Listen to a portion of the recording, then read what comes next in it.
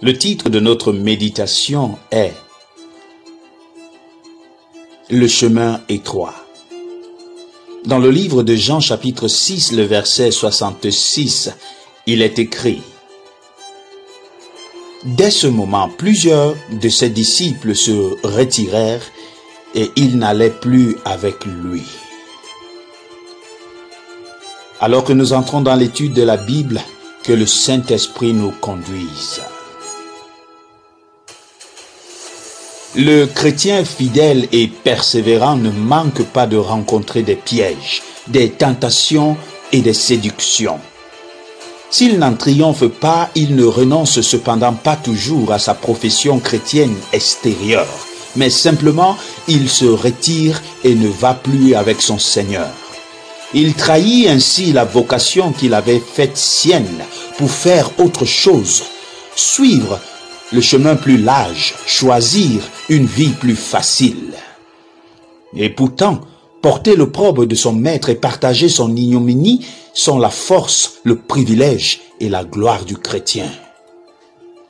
Quand le chrétien quitte le chemin étroit et droit, ce n'est donc pas nécessairement pour devenir un incrédule, mais pour suivre un chemin d'à côté, abandonner ce qui était sa vocation véritable.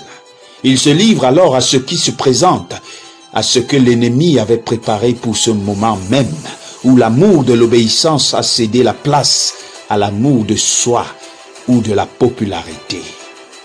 Quelles sont les deux causes les plus fréquentes de cette défection? Eh bien, la première est en nous-mêmes, sens au retour en arrière, d'abord imperceptibles, mais qui deviennent peu à peu des esclavages visibles ou cachés. Combien vite nous nous laissons glisser sur un chemin plus large, dans une vie plus facile. Le courant auquel nous nous sommes livrés finit par nous entraîner et nous régnons ce que nous avions professé au début. En second lieu, veillons aux dangers aux influences et aux appels auxquels nous faisons face tous les jours, afin que personne ne prenne notre couronne. Le chemin est étroit à côté de la vie de l'esprit. Il n'y a pas de place pour la vie propre. Le chemin est droit.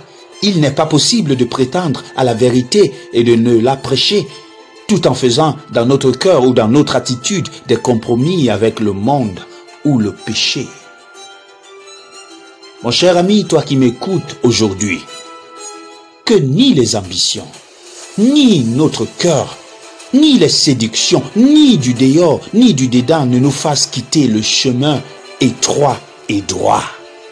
Et si nous sommes en train de nous en éloigner en ce moment présent, arrêtons-nous et confessons-le à Dieu avant qu'il ne soit trop tard. Ah oui, plusieurs sont ceux qui ont commencé par un pas et puis se sont trouvés engloutis. Plusieurs sont ceux qui ont commencé par un verre et se sont trouvés engloutis. Plusieurs sont ceux qui ont commencé par une infidélité et ont trouvé finalement un désastre complet pour leur vie. Si à l'instant présent où tu m'écoutes, tu es en train de glisser dans le mauvais côté, il est encore temps pour toi de t'arrêter et d'appeler au secours. Le Seigneur Jésus est là et il est prêt à t'aider et à te secourir. Ose faire la différence en restant fidèle à ce chemin qui est étroit. Ne te laisse pas aller à la facilité, parce qu'aucune facilité ne mène au bonheur. Au contraire, la facilité poussera plusieurs jeunes à se déshabiller en plein soleil de midi. La facilité poussera certains à sacrifier les vies humaines pour se maintenir. La facilité vous conduira tôt ou tard à votre perdition. Puissiez-vous vous en détourner et vous accrocher à Dieu et à Dieu seul. Que Dieu vous bénisse. Amen.